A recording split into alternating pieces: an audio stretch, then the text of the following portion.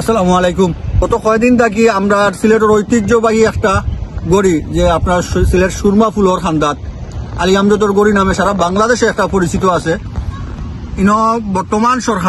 বর্তমান সরকারে জুলাই তারা স্মৃতি ফলক হিসাবে একটা জিনিস চাইটা বানাওকা কোনো অসুবিধা নাই, কিন্তু আপনারা অন্য জায়গায় অন্য স্তরে জায়গা নিয়ে অন্যখানে বানাওকা। অথচ এই গড়িটা হচ্ছে পুরা সিলেট বিভাগের সম্পদ, পুরা সিলেট বিভাগের একটা ঐতিহ্য। আপনারা বানাইতা ওয়েলকাম, বালা কথা।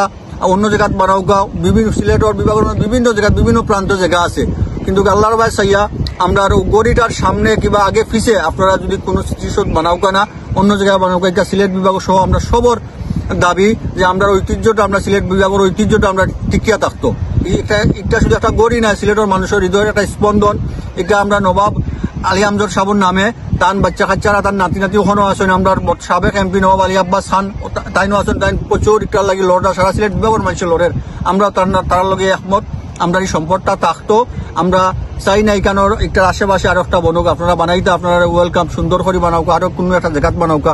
আমরা কোনো দ্বিধামত নাই, আমরা কোনো দ্বিমত নাই, কিন্তু আল্লাহর বাস্তে আমরা এই জিনিসটা না সরাইয়া আমরা সিলেটের মানুষের এখন যারা একত্রিত আছি, মিলিমিশে আছি, সামান্য একটা জিনিস হলে যাতে আমরা দ্বিমুখী হই না, ওই জিনিসটা যাতে খেয়াল রাখুন।